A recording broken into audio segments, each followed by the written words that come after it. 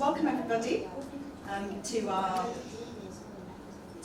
first in-person event lecture, I should say, in a few years. My name is Dima, so you've been getting a lot of emails from me.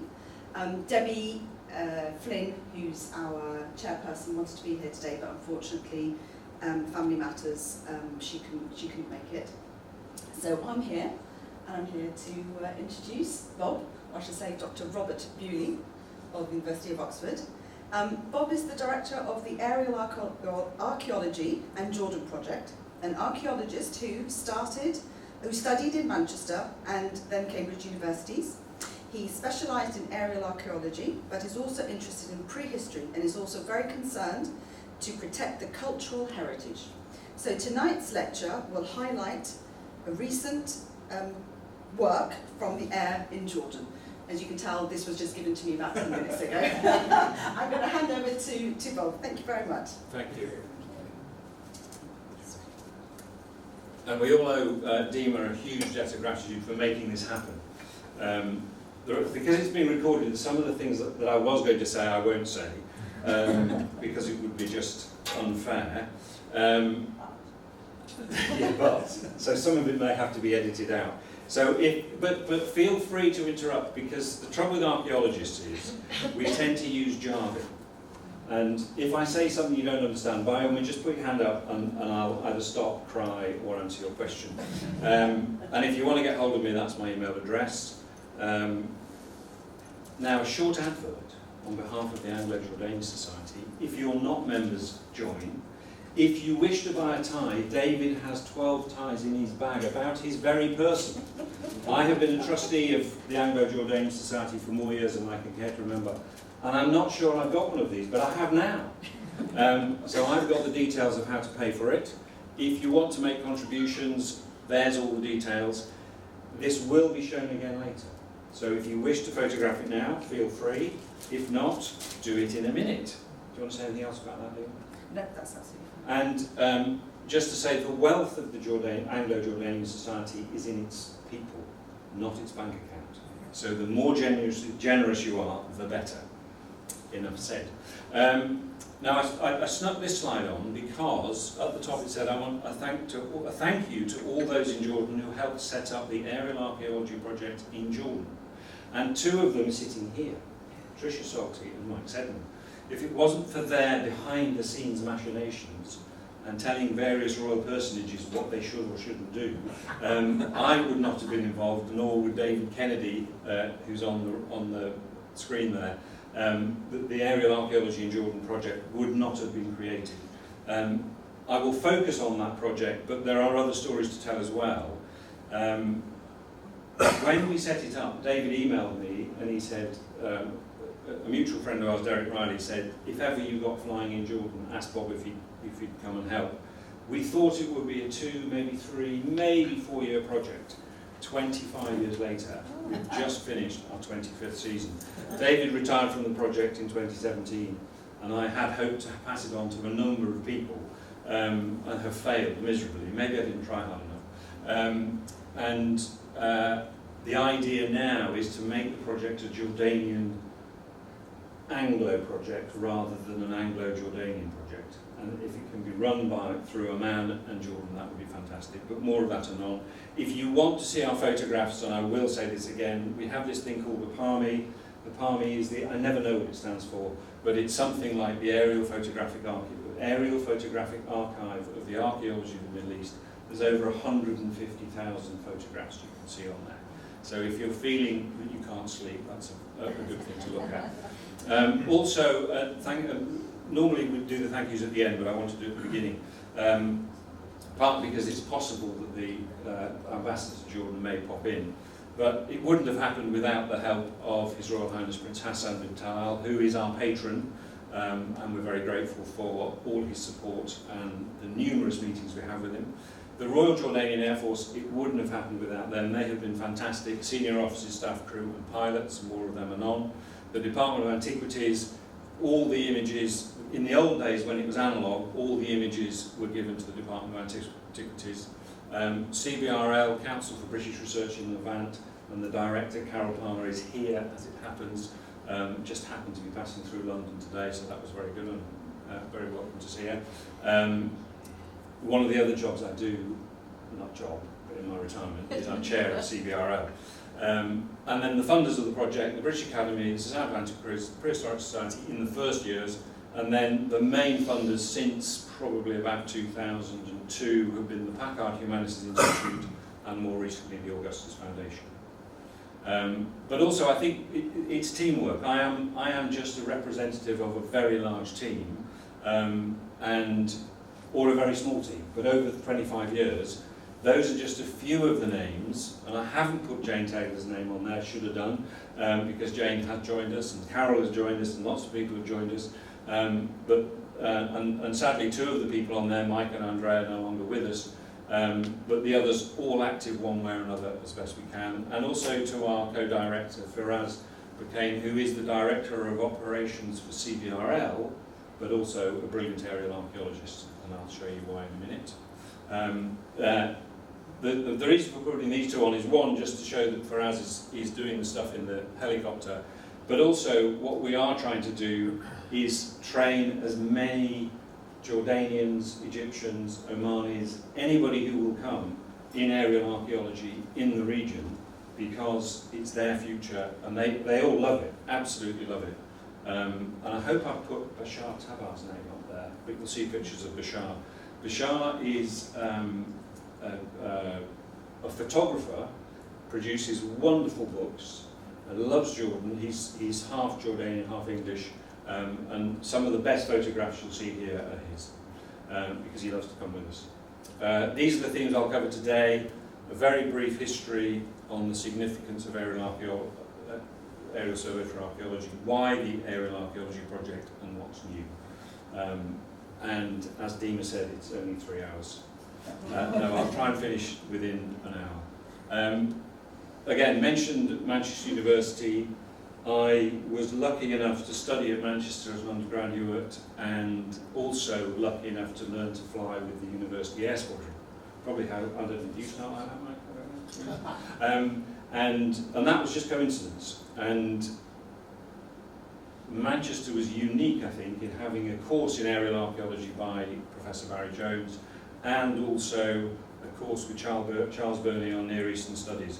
And so after I graduated in the October of 1978, I was lucky enough to go to Iraq, to Abu Salabi, as partly dig photographer and partly site supervisor. That is me in 1978, so we better move on quickly. Now, I said a little bit about the history and significance. One of the reasons we knew that aerial archaeology in Jordan could be successful was because of the pioneers. I've also put up there, aerial survey knows no boundaries, which means if we could fly across borders, we would. Because the archaeology is actually the thing that knows no boundaries, and the boundaries, as we know in the Middle East, are very modern constructions, and I'll come back to that later. But if you don't know this book, I thoroughly recommend it. It's written by somebody called Antoine Poidobar, La Trace de Rome, Chasing Romans. There is a theme running through all of this, which is chasing Romans, partly because that was David Kennedy's interest, partly because actually there's a lot of Roman stuff. But there is also a lot more besides. This is it's a wonderful book published in 1934. Aircraft like this, how they took photographs that were of any use, I have no idea, because it's bouncing around all over the place, and they're using glass plate negatives.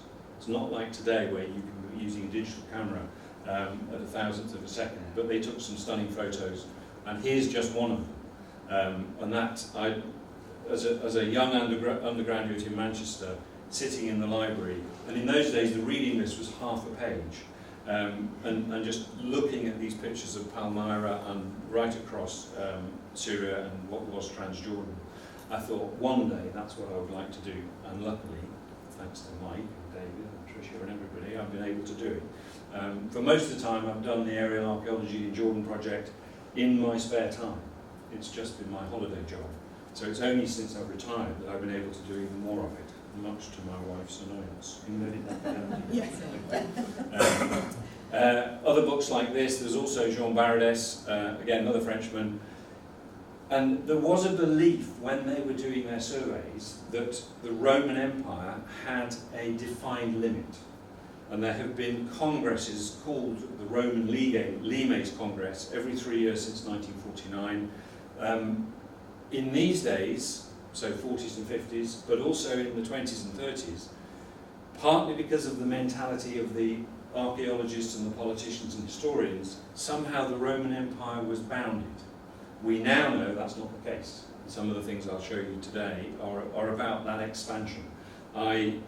For my sins, just about a month ago, was in Rome at a Roman congress on the Roman frontiers. Now, what was I doing as a prehistorian?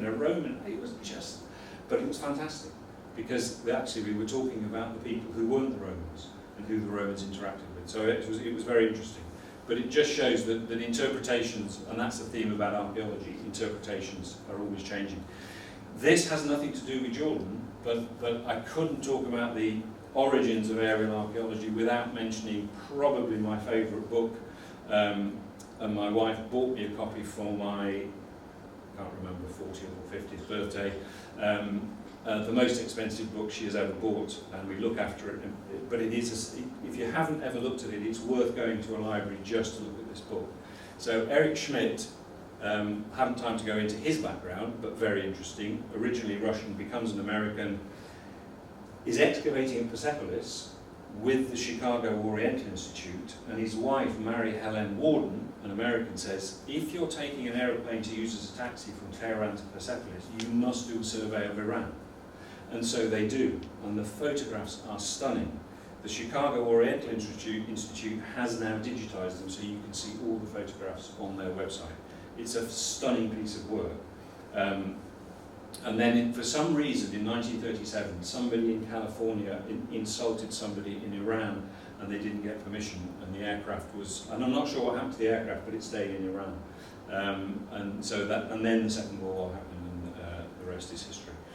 And here's one detail of Persepolis, and Schmidt says that the photographs of Persepolis changed completely how they would approach their excavation of it and everything else. And I know that's not Jordan, but we're all interested in the past, and the Persians, Jamie, are very interested, are they not? Then the other person who was involved in the origins of this is Sir Oral Stein, a Hungarian who became British. He became British in 1904, even though he was born in 1862, and he lived most of his life in India. And I love the picture on the left, my left, yes, that left, the right of the screen, because he's in full sort of kit, and he looks like quite a big chap, and then you see, this is him here, putting it in context. And he dedicates his report to one of the pilots who was killed in the Second World War in 1943. But look at that aircraft. Now, wouldn't you want to fly in that? That would be amazing. I don't know what it is, but no, we must look it up. And so Stein goes out to try and understand, again, Transjordan, to build on the work of Poitiers. He was a friend of Poitiers, and everything they saw that was square was Roman. And we know, don't we, that not everything that is square is Roman, but in these days they didn't. And so everything they saw that was square was Roman. And the reason this is relevant is that Stein's report was never published. David Oates was going to publish it and realised it was full of errors. So Sheila Gregory and David Kennedy did publish it, sort of unexpurgated. So they just published it as it was, and then a commentary at the end is to say, and that bit was wrong, and that bit was right, and this bit was wrong, in 1985. So that was the origins of David's interest in the Middle East. And then finally, the other person is O.G.S. Crawford. You can't give a talk on aerial archaeology and not mention O.G.S. Crawford. He's the founder of aerial archaeology, also the founder of the journal Antiquity, and he insisted, and he went out to the Middle East in the 30s and said to the RAF, you're taking all these fantastic photographs, can we have them? And they said, yes, as long as you come and collect them, because we chuck them away every 6 months. And this is Jerash, taken on the 22nd of November 1926. And if you, for those that, I mean, you all know Jordan and you know Jerash, it doesn't look like that anymore. I'll show you some pictures, but absolutely fascinating. And you know, you can see the, what is the Eastern Wall, and you can't see it today. You hardly see it when you visit on the ground. So these are really important, and Crawford's work was very important. And I can't resist just putting this in. I've said resisting the Romans. This was for the Roman Congress. Crawford and others pulled together all the photographs of Hatra and then made a mosaic of it. One of the few places that it's a Parthian city and it resisted, some people say 2 Roman invasions, others say 3. But I'm sure it wasn't just the walls around it that stopped them beating it. It was probably the climate and everything else. And then just in terms of my own career, we then were working on a project, the one that Tricia mentioned just before we started, the Endangered Archaeology in the Middle East project, and Hatra was being attacked by ISIS, so we commissioned some satellite imagery to try and assess the damage that had been done, and obviously being able to use Crawford's mosaic as well was really important. It turns out that ISIS damage was what they did was serious, but it was minimal in terms of the whole of Hatra. I know when I put this in, I thought, why have I put in a map of the frontiers of the Roman Empire? And I think it was just to reinforce the point I've made, which is, you can see there's a red line all the way around the Roman Empire, but it wasn't like that. And particularly in this area, I've actually read in books that the eastern frontier followed the river. And you go, well, which river? Because there isn't a river here. There's the 2 rivers there, but they're not talking about that river. And I thought, you never looked at a map. It just doesn't exist. And there is no line. It's very fluid, but we'll come on to that a bit later. This is the map I like the best, which is from Warwick Ball's book, Rome in the East. And the bit I like, I don't know if I can point to it with this, I'm reluctant to press too many buttons. But you see that kind of blobby shape there, just above the scale bar, and that's the Roman influence. And it basically joins up into bits of what are now northern Saudi Arabia. And I remember 25 years ago asking Roman specialists, how far south did the Romans go? And nobody would say how far they go, because we didn't know. But we do know a bit more now. The reason this is relevant is that obviously David Kennedy and Derek Riley. Now Derek was an amateur aerial archaeologist who was based in Sheffield, and David for a while worked in Sheffield, and they published Rome's Desert Frontier from the Air, a really important book, and again using a lot of Crawford's material that he brought back from there. And Derek was in many ways the forerunner of the Aerial Archaeology in Jordan project, because he did 3 seasons in Israel, 1990 to 92. He was going to publish a book, and he started work on it in 93, but sadly died in 1993. And ever since I got involved, 25 years ago, I said, we must work on his archive. And one of the other things I did today was at the Palestine Exploration Fund. I discovered that I'd helped put his archive in the PEF, and there are over 1,000 slides. So I've just been making copies of his slides. And here's one of them, which is the harbour at Caesarea. So I think there's enough to be able to get either a long article or a short book. But what will be fascinating will be to look at the satellite imagery of Israel now compared to what it was like 30 years ago. And that's another reason why it's important to do it. And hence I wrote in the introduction that Dima gave, I'm interested in protecting cultural heritage. And here's another one of Derek's, which is very interesting because it says Ramla Israel Mosque. That's all it says as the caption. So I need to do a bit more work on exactly where that is and whether that mosque still exists, and a lot more besides. So I just put that this is really the introduction to the Aerial Archaeology Jordan project. David's first flight was in 1997, and then he emailed me and he said, Bob, clearly I don't know what I'm doing in the air, but Derek says you do. And at the time I was head of Aerial Survey for English Heritage. And so he invited me out, and it was my first time in a helicopter and my first time flying over the Middle East, and I'm very glad he sent me the email. We did publish the book in 2004, and it was on the promise of publishing a book about Jordan, that the Air Force and presumably the Royal Court said we could have the helicopters for free in the first 2 years. We don't quite get them for free, but now we're in a Black Hawk helicopter which is twin engine. The amount we pay hardly pays for the pilot's lunch. So we are very, very fortunate for the deal we get. But each of the flights is a training flight, so we always have a co-pilot who is learning how to fly. Most of them enjoy what we do. Some of them think it's the most boring thing that they can do. And the great thing about having Firaz in the air is he can hear this on the thing, and there was a time in November where the guy on the first flight was just about to be, this is the bit you might edit out, he was just about to be moved the next day to the Royal Squadron.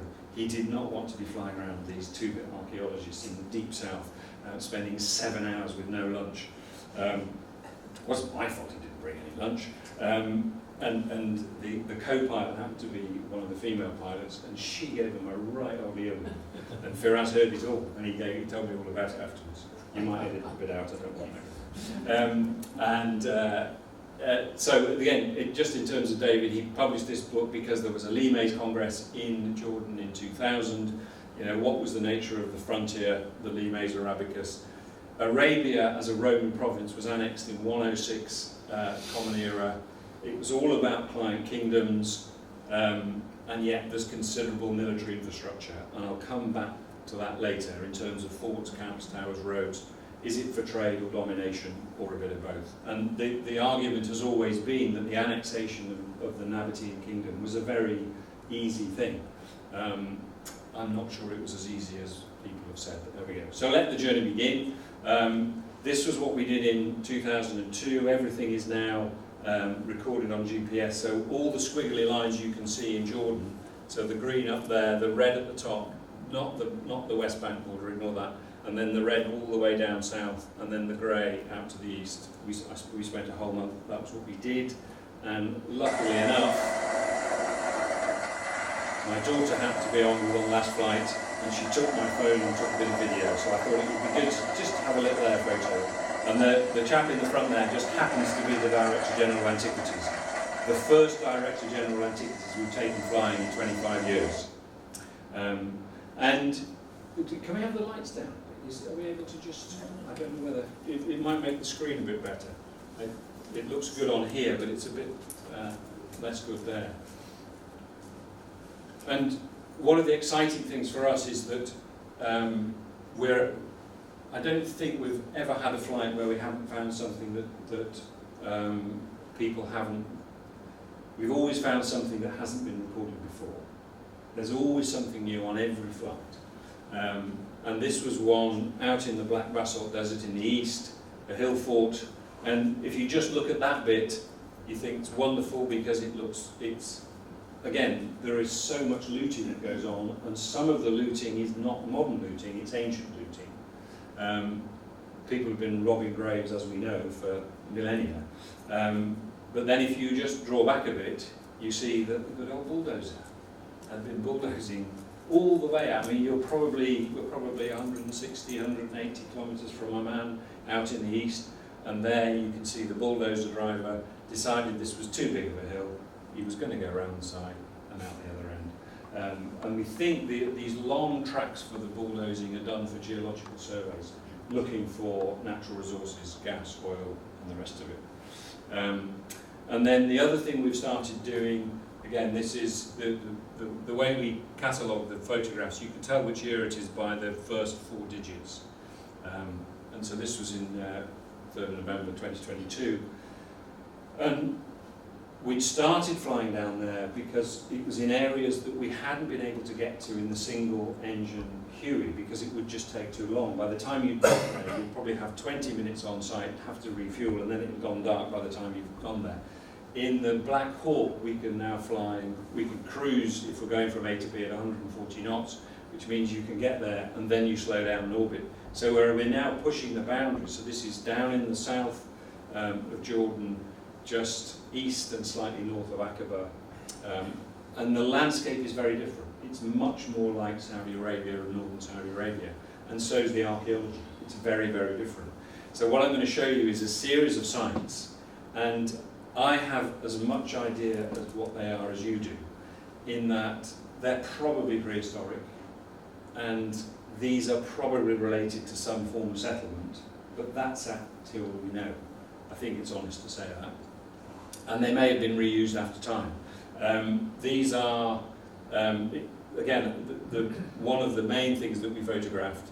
These are, as it happens, not down in the southeast, but these are further east in the Black Basel Desert, are what's known as kite sites, and they're called kites because if you see the long tails there.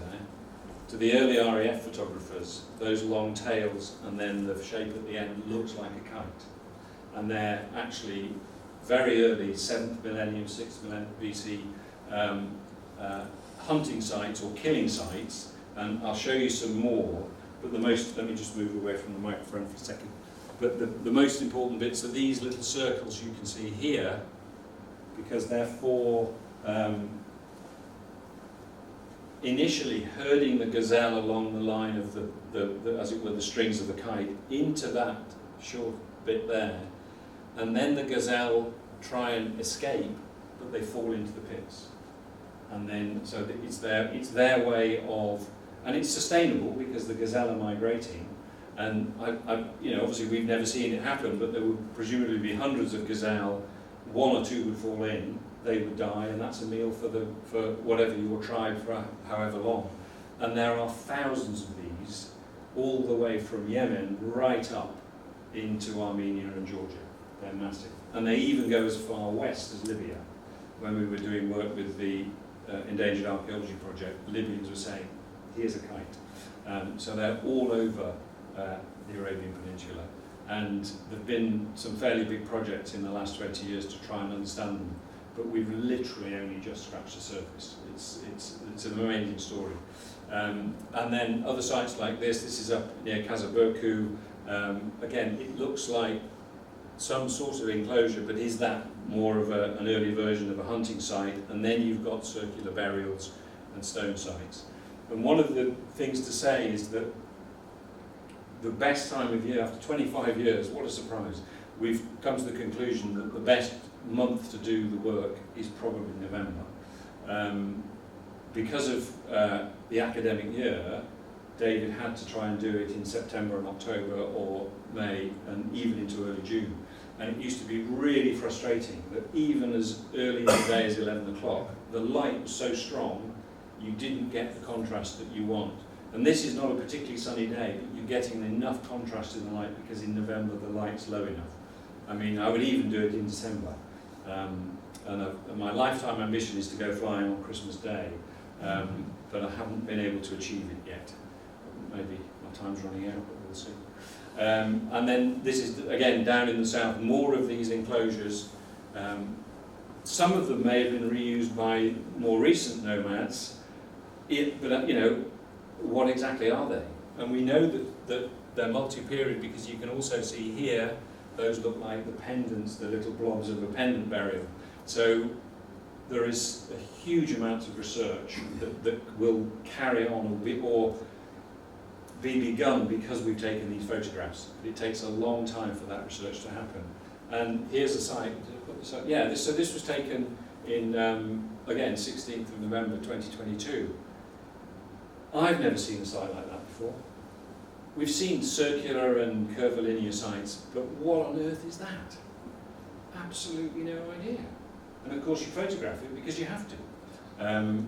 Because it's clearly archaeology, but it doesn't seem to fit. And archaeologists love everything to be in nice typologies. If it's not in a nice typology, we struggle, because we like everything to be defined. But that doesn't fit anybody's description of typology. And the reason I put this one in is that the way we've worked generally is to look at the satellite imagery and make Google Earth pins to plan our route. Because, again, it's partly the way that archaeologists' minds work, but it also helps the pilots. The pilots need to know where we're going to fly, not least because they can then work out how much fuel they've got, but also how near we are to various borders. Because we always want to fly nearer the Syrian border or the Israeli border or the Saudi border than they will let us. But while we were doing this survey, I thought I'll just take the photograph, because what we really should do is just fly the whole wadi. But because we've given the pilots the coordinates, I said, can we just go carry on right down the wadi? And they said, oh, but we need to get to, and we give them A, B, A1, A down, say A1 to A10, and B1 to B10. And they said, no, we've got to do C5. I said, we don't have to do C5. I want to fly down the wadi. So we're having this big argument. I thought, it's easier just to do the plan. So it would be much better to try and understand the landscape, because you can see there's two wadis here. How do they interact? And they join into one bigger wadi, and then you would begin to understand the landscape. So it just means that when we now look at the satellite imagery, I'm going to have to look at that as a landscape much more than the satellite images allowed you to do, because often the satellite image is taken at midday and it's not very high quality. So sometimes it's very hard to see that actually it's a nicely curving river. We're learning all the time is really the message. And that's what our Google Earth screen looks like. And so we create all of those into routes that we give to the pilots. What sort of height are you flying at? Good question. Because the pilots ask that, what sort of height do you want to be at? Anything from, I mean, generally I say to them, we want to fly high and slow. And helicopter pilots want to fly low and fast. So their default is 100 feet at 100 knots or 120. Mine is 2,000 feet at 65 knots. But when we're orbiting, we get down to 50 knots. And then between the things speed up. And then the longer ones. Because for me, I'd rather be slightly further out to understand the site in the context. There are some sites then you go down to 100 feet or 50 feet. Just depends. But generally about 2,000 feet. Between 1,500 and 2,000 feet above the ground. Just another slight technical thing is that we then download all the photographs into Adobe Lightroom to catalogue it, and you can see on the left there the dates and the number of photographs we take on any day. And I think in the whole of November we took something like 14,670 photos, because it's so easy to do so. And I try and say, right, the winner of each flight will be the person who takes the least number of photographs. And it's always me, because I know we've got to catalogue them. Every photograph has to be catalogued. So I spent the whole of December and January cataloguing. I love it. And so again, more of these circular enclosures. This again is down in the south, where it's a very, very different landscape. It's not quite Wadi Rum, it's nothing like further north, but it's much more like the geology further south in Saudi Arabia. So whatever is going on here, I think, is looking to the south and the southeast rather than further north. But it's not separated from that, it's just a different landscape. And there's another one. And there will be another one, and another one. I don't know what date was this? Yes, that was the 3rd of November. So that was our first day of flying, and we did 7 hours non-stop. Well, not non-stop, we had to stop for fuel. But 7 hours in one day is, but at least it meant we got the season off to a good start.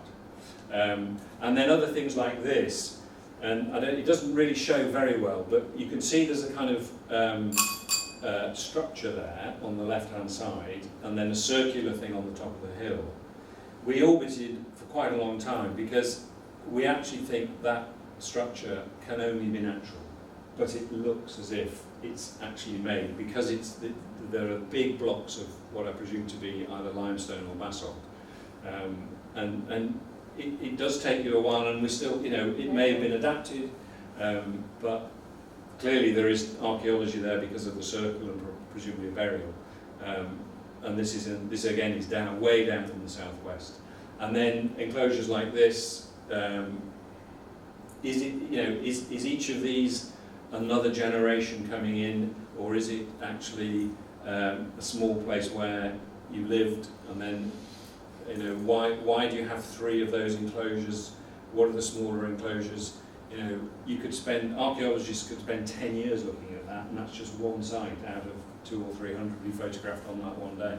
Bob, can I just ask? Yes. Just for what's diameter? How big is this? Damn, I knew you'd ask that. Just out of... My wife says, remember to put a scale on every one of them. And I forgot. It's on okay. these. We're talking But a few it's kilometres? no. This is probably, I would say, 200 metres. Okay. So it's not massive, and I should have put a scale on, and I do apologise. There are some later where I did put the scale on. So, actually, no, this is probably under 100 metres across, I would say. Yeah. So it's not huge, but it's big enough. And the reason for showing it is there's lots of curvilinear enclosures, but that was the only one like that. And you think, well, why is that the case? And the same with this. And again, this will be probably something 50 or 60 metres across. And these are, we've seen them in other parts of Jordan. This is way down in the south, and even refers to them as kind of chain link type enclosures.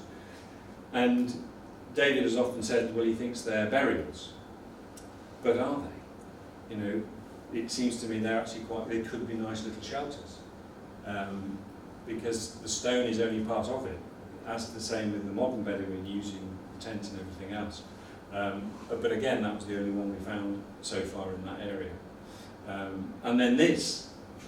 Now, the first thing that comes to your mind is, it's like a kite. We've seen it before, but it's the only one of its kind in that part of the region. And is it a kite? Because and a kite's a very good catch-all term. Yes, you've got two sort of walls or lines, but it's coming into one very well-defined enclosure. It doesn't seem to be the same. Or is it an early one, or is it a late one? We have no idea. But it is, and that's it in its landscape context. But so it does look as if it's doing the same function as a kite in terms of drawing people in. Not people, sorry, animals in.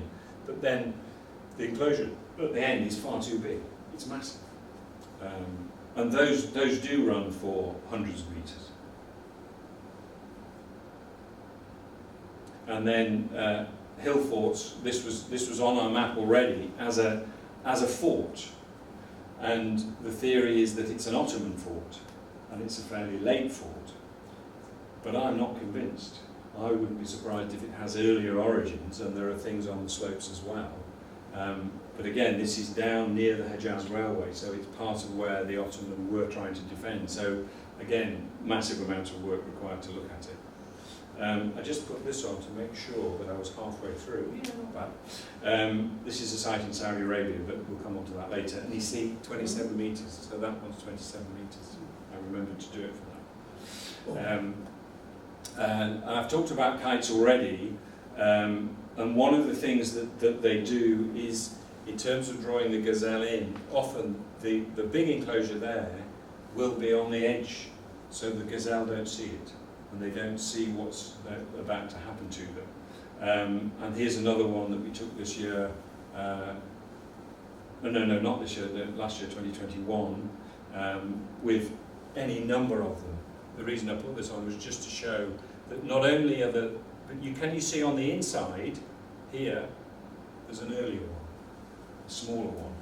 So they're reused over time, and although I haven't got an example, they're also overlapping as well. And what I wanted to just show here is the distribution of them. These are some in Saudi Arabia we photographed. 240 metres, that's the large extent. And you can see how these are very well built up. And I just wanted to show the scale of it. What we don't do very much in Jordan is ask the pilots to land so we can get out and have a look at the sites. But in Saudi Arabia, we were able to do that on a day. So we landed the helicopter inside there and there were 3 or 4 of us, and we spent 2 or 3 hours running around. And this is Matt Dalton, one of the team here, just to show the height of, I think it's the middle one of those holes there, and that's where the gazelle would fall into. And they would be deeper than that when they were originally built, because they've had thousands of years of silting up.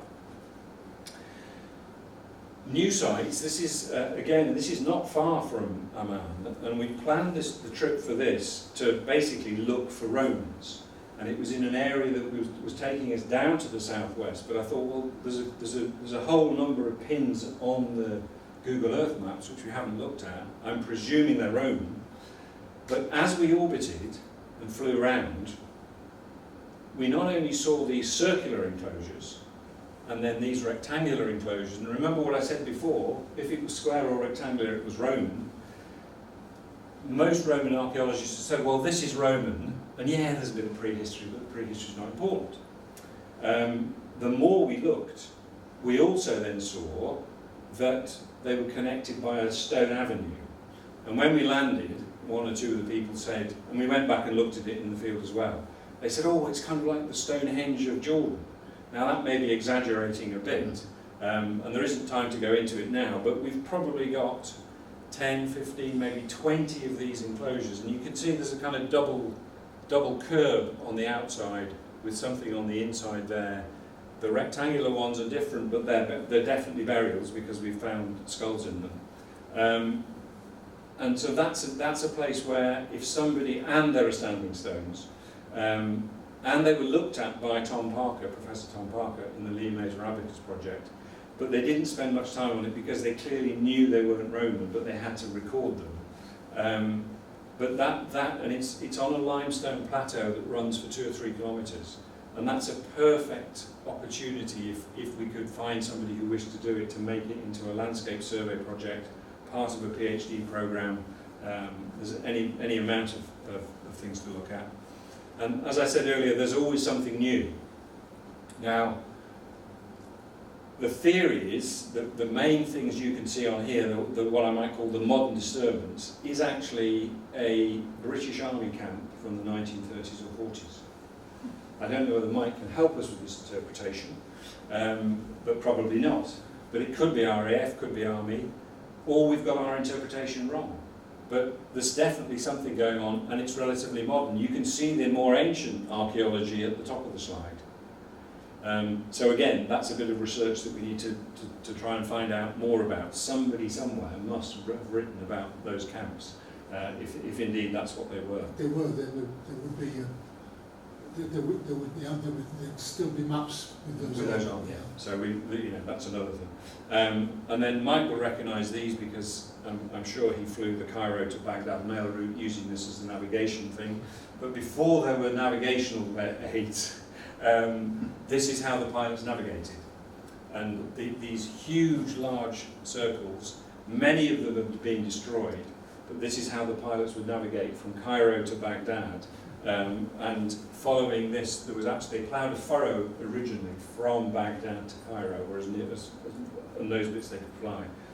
And not least so that when they did get radios, and usually they were twin-engine aircraft, and more often than not, one or other of the engines would need attention. And often they would land, they would radio and say, I'm just near marker 23, I've got engine failure, can you send another engine out? And they would sit for 2 or 3 days until they came to be rescued. And we actually took the Director General of Antiquities around this, and he'd never heard of them. But they are an amazing thing in the Jordan landscape. I absolutely love them. And then we also are photographing partly for a CBRL project. This is H5 at Safawi, one of the pumping stations for the old pipeline, British pipeline and Iraq petroleum pipeline. And created, I think, and Carol can correct me, but I think created in the 1930s as a pumping station, and then is no longer used. So what do you do with an old pumping station? One idea is you just clear it and get rid of it. Now it's going to be properly surveyed and maybe opened up as a tourist attraction, and even used. If I remember right from the workshop, the local population actually want to see it reused. And it was possible to stay there. I was helping some Germans and Americans with a field survey near here, and we stayed in some of the accommodation 10 years ago. So it's not completely derelict, but it's a large. We took thousands of photographs of that to help Shava with her project. And then we also saw, you can just see it, maybe the next slide shows it. Oh no, this is the living quarters that have been adapted for other use. And those are the main oil tanks there in the middle, the central kind of administrative stroke fort building, the mosque, you can see the mosque there, the living quarters. But then also I noticed, can you see the arrow? Just in there. So there's an arrow in there, and we think that arrow is again part of the airmail route, so that if you're flying along, you know you're flying in the right direction. If you're going to Baghdad that way, And if you go the other way, you go in the right way to Cowra. If you go in that way, then you need to turn 90 degrees.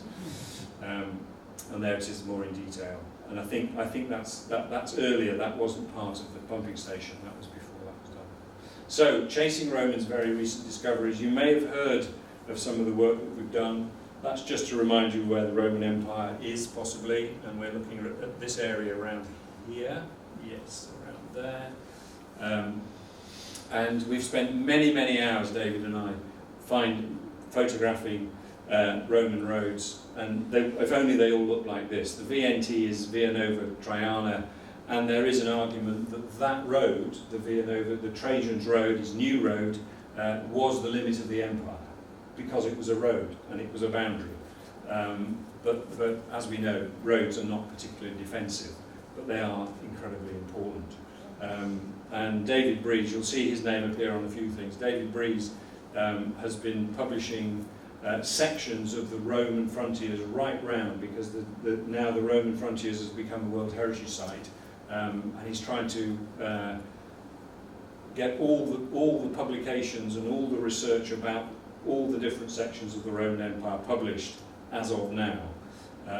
And again, one of the reasons that very well preserved there, the Via Nova Traiana, but as you can see on the slide on the far one, the site of Rugium Faradia completely destroyed.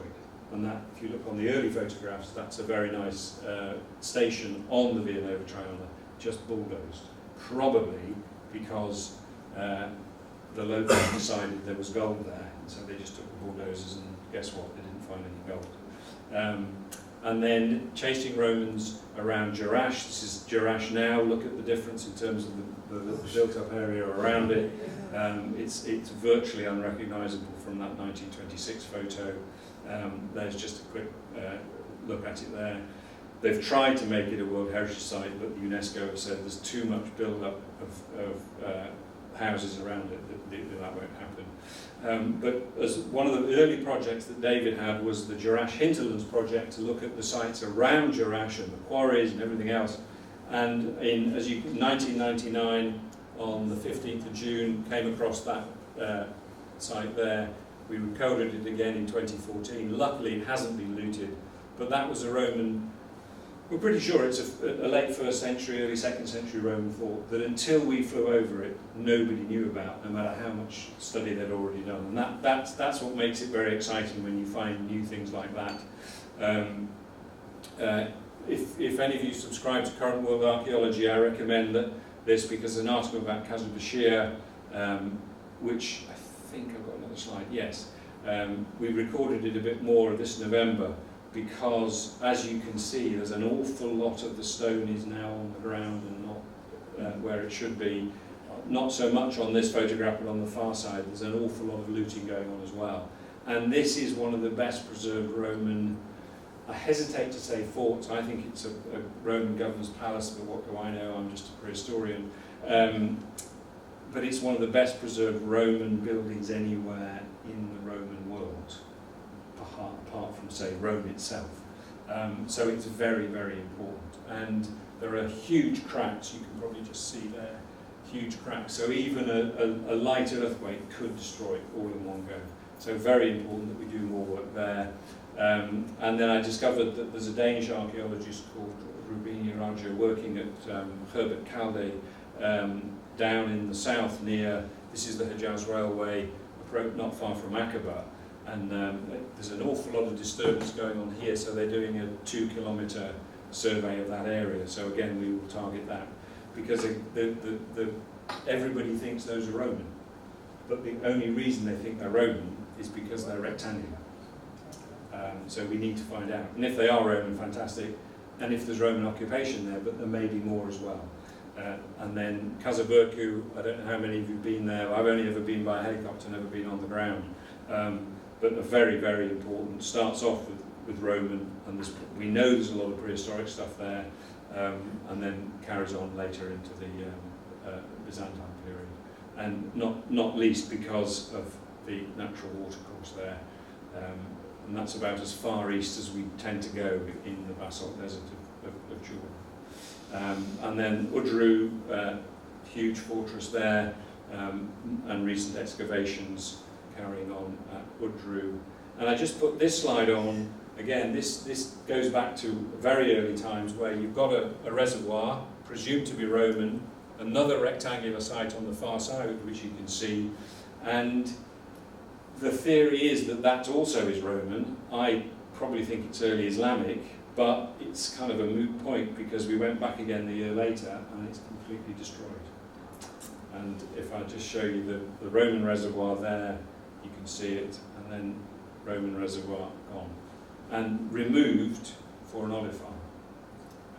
And this is down in the south, this is Ma'an area. And then Les Jeunes itself, and I remember going there with the Limes Congress and Tom Parker, the professor, saying, and you can see the strategic location of Les Jeunes as a legionary fortress on a promontory. And I thought, well, actually, we're down in the Wadi, it's not on a promontory. So actually, is it controlling the trade routes rather than being an occupying force? Because if you're controlling the trade routes, you do need to have large numbers of Romans to be able to control it. But it's not necessarily a strategic location for a military campaign. But the Romans seem to be very single-minded in their architecture. If they were building a fort, they were building a fort, and this is what forts look like, so we'll build them. And we'll see more of that in a minute. But one of the other great discoveries, and I just put this on, this is a man in the middle, and you can see lots of columns, and here again more columns. We were trying to find a site just east of the old airfield marker, and we couldn't find it, but we came across this. And this is one of my favourite sites that we discovered, because you can see all the phases of the quarrying of those columns that the Romans loved and used. You can see them being cut out, and here, and then there's the rectangle of one, and there's these here as well. But then the Roman Empire collapses. So the workmen, you can almost, this is virtually untouched since the workmen left, is my theory, and nobody's excavated it, because nobody was going to pay them for that work. The Romans had literally gone. And they'd done all the work, no one was going to use that again. And so, I mean, it looks like it's relatively untouched. I think it would make a fantastic excavation to find out what's actually left. And time is running out, because that's where it is. And you can see, it was a quarry in the Roman times, it's a quarry now. The processing plant's there, it's not going to be long before that quarry meets up with the processing area. And when we then, there's two more of the Roman quarries which I haven't time to show you. So chasing Romans has been good, finding new things is always great, but then, as it were, hot off the press, in the middle of our season in 2022, Michael Fradley, who's one of the researchers on the Endangered Archaeology in Middle East and North Africa project, which I helped set up and ran, emailed me and said, I've just found this thing on the satellite imagery, it looks like a Roman camp. Would you be able to go and photograph it? And I said, well, as it happens, we might just. It's now been published, I'll come back to that later. This is where it is in terms of Jordan. You see Azraq there, the Wadi Sirhan, and then this place called Bahia. I don't know whether any of you know Bahia. There's no reason why you should. And this is the area we targeted. This was the image that Michael sent me. Now, it's not very convincing, is it? It looks a bit fuzzy. So you could see why he wanted a bit more support. I mean, I think it's good enough to say that probably is a Roman camp. But then, on the day we were going to photograph it, this had never happened to me in Jordan. We got out of bed at 6 o'clock in the morning in Amman, it was beautifully sunny. And then you fly east of the King Abdullah II Air Base, and it was fog-bound. And the squadron commander kept saying to me, when are you going to cancel, Bob? I said, I'm not going to cancel. I said, if it clears at 2 o'clock, we're still going to go. Luckily, and all the pilots said, don't worry, it'll be clear by 11. And sure enough, by 11 o'clock, that's Bashara, my daughter. And she had to go flying because it's the only time she's been to Jordan. Her brother and her sister had been many years before. Every Christmas, Dad, when are you going to take me flying in Jordan? So finally, this Christmas, she won't be able to say that. So we were able to go flying. Bahia, I mentioned, very important oasis. Again, another important photograph from 1928. you can see just above where it says Apami, can you see those buildings? That's probably an Umayyad palace. But there is enough evidence that, and this is an oasis, and all the black things are the Bedouin tents. There seems to be enough evidence to convince Roman archaeologists, and I choose my words carefully, that this was a Roman fort. I've not seen that evidence yet, and that's what it looks like today. Well, not actually today, but on the 23rd of November. And as we were photographing it, Bashar, who's got very good eyes, it was only when I sent him the photograph and pointed it out, he said, I never saw any of that from the air, because all the stone was used to build a police fort just up the road. So that's Baylia there in the green, and then we flew to the next one, and there's the Roman camp. Not quite the one you saw from the satellite image, but Michael also saw those. And there is no question, and the next few slides are the more detail of the Roman camps. And again, as I mentioned, Romans, they had a style book. If you were doing a Roman siege camp, this is what it looked like. And that's the entrance here, so that you would, if you were going to attack you had to come around here and in there, and there's one up in that corner, one, can you see the other one there? And there should be one on the south as well, not as visible. These had never been seen before, so actually that was very exciting.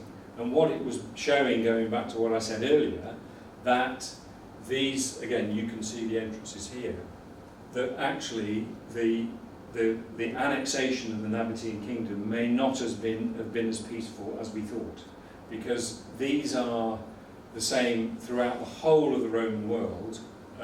Britain is littered with them because we know the Romans conquered as far as the Antonine Wall and then retreated back to Hadrian's Wall, but it's exactly the same design. If we saw this in southern England or in the Midlands or in the north of England, no question at all, Roman camp, exactly the same design, and here they are building them in the desert.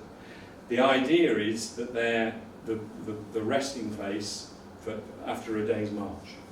But the difficulty with this is that they're 23 nautical miles apart. Now you can't walk 23 nautical miles, so they must have been going by horseback or camelback. And we know that there were mounted units.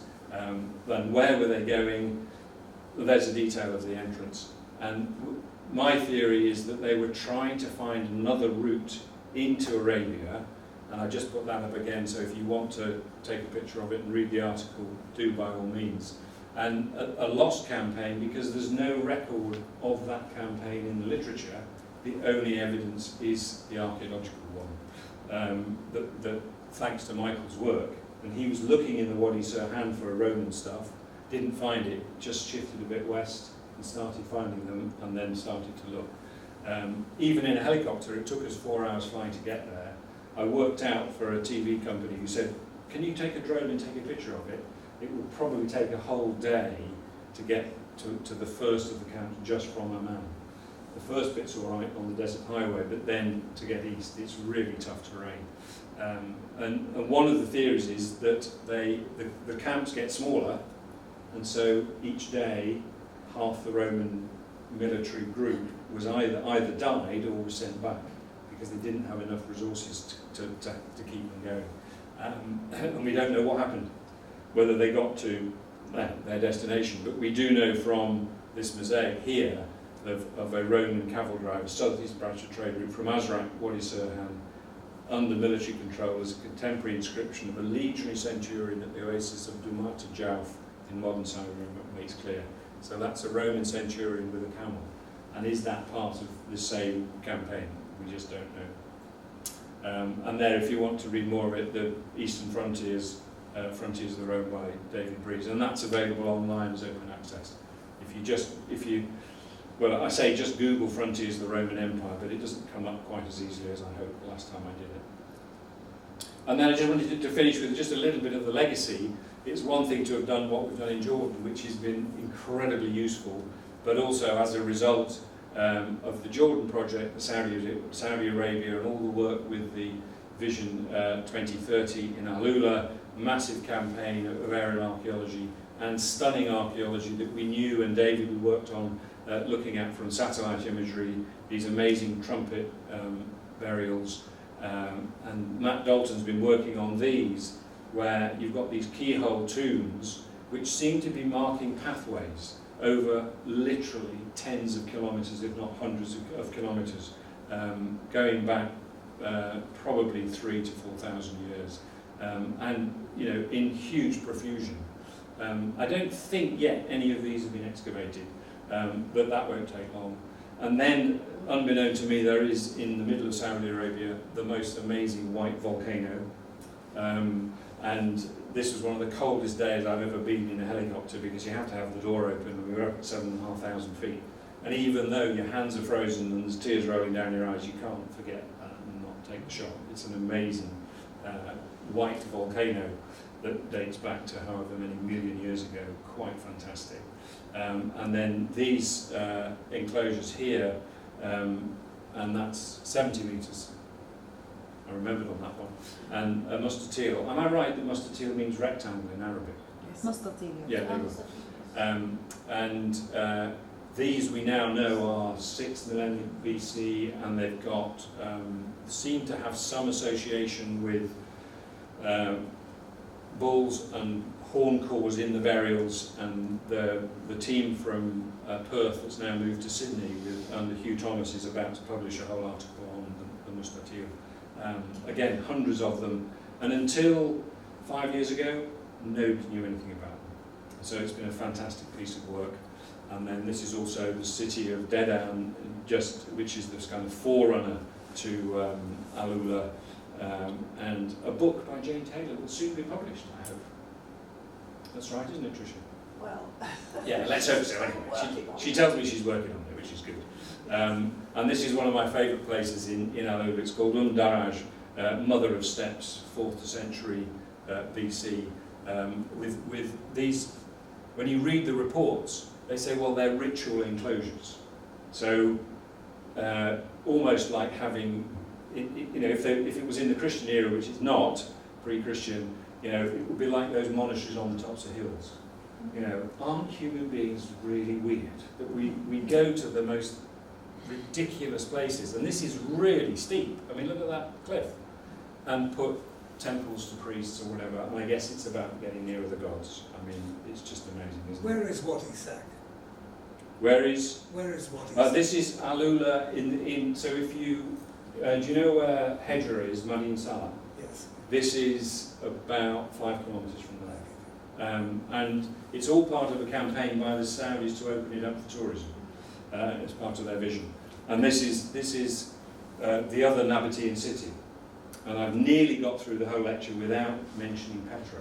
Isn't that amazing? And depending on the audience I'm talking to, it's difficult to know whether Petra knocks Madin Salah or Salah. I mean, this is an amazing place. If you haven't, and I hope more and more people will be able to go. And that could almost be Petra, couldn't it? But it isn't. It's fantastic. And I wanted to go a bit lower, but then we discovered there were some VIPs down the bottom, and they don't like being sprayed with dust by a helicopter, so we didn't do it. And then just to finish with, just again part of the legacy, David and I were asked to put into to apply to create this project, the Endangered Archaeology in the Middle East and North Africa project, funded by Arcadia at Oxford, Durham and Leicester, really to do these three things: discover sites, monitor change, but to use satellite imagery. But and also the British Council angle of it was to train archaeologists from Tunis right across the whole, Morocco, Tunis, right across the North Africa and all the way through the Middle East, in the techniques of looking at satellite imagery and making a database of literally saying, like we're doing with the Google Earth pins, just making a very, very rapid entry, saying here's an archaeological site, how much threat is it under, is it fine, is it not, what date do you think it is? And that's the kind of distribution. For some reason, David said, let's go from Mauritania to Iran. I mean, that's pretty ambitious. Very ambitious, and I'm still trying to get to Mauritania, but that's proving difficult. And then just 3 slides to just show the evolution of satellite imagery from of Dura Europos, one of the most amazing sites, again, classical sites, but that's it. The only damage to that site has been done by archaeologists by December 2011, but then ISIS begin their work, that's in 2014, and that's a detail on Christmas Day 2015. Every one of those little black marks, both inside and outside, is a looting effect. And ISIS was selling licenses to loot, and so ISIS made a huge amount of money. The people doing the looting made a little bit of money, but then the people who sold it on made a lot of money. And a total tragedy. You know, if you think what it looked like just in 2011, and then what it looks like in 2015. So that was the purpose of that project, and that grew out of the Aerial Archaeology in Jordan project. So hats off to everybody in Jordan who supported us all those years ago. And it may seem like good work, but this is Bashar having a little rest after 7 hours in the helicopter. But he did discover something that we'd never known before, is if you lift that panel up, you can see straight down, and he takes vertical photographs. It scares the living daylights out of him. And then occasionally on the way home, the pilots say, "Oh, here's an interesting site, why didn't you photograph this?" And in the lovely November light, that's nice when they do that. That was on the late afternoon on the 3rd of November. And then, and again, as I mentioned earlier, we are training as many people as possible. This is Ahmad, who works for the Department of Antiquities, Dana Salameen, Firaz in the black there, and Bashar on the left. So it's a continuous training program so that I can sit at home and play with my drone and not have to go in a helicopter in Jordan. And then just to remind you, can see all of this on the APAMI website. Thousands of photographs of Roman roads if you really want to. And I just sort of end with this one, which is we developed this in English Heritage and the Heritage Lottery Fund, which is about, what it's called the Heritage Cycle. And we're kind of at this level here, understanding, and if you understand what it is you're looking at, then you can value it. And that can be value it by actually enjoying it, or you can try and give it an economic value, as happens at places like Petra. But if you value it, you'll look after it, and then you can enjoy it. And I'm grateful to Paul Collins for giving me his picture of the Ziggurat Adur to put in the middle, to give it a Middle East context. But I think that kind of works as to what it is we're trying to aim for and where we're trying to get to. And if this works, that's just to say that's the end of the journey. It's good, man. I only found that the other day. That's not only the end. Don't forget to donate to the Anglo-Jordanian Society. Now's the time to take a note of those bank details. Well done, Jamie. Well done, Mike. Anybody else? Look at it. Oh, I'm not going to move it. I've got one more slide. And there's also cash. We do take cash. Yes, I'll take cash. I'll take cash. Everybody got it? David, That's it. can we give you cash? Yes. Yes, I've got a little... And so any questions? Do the questions.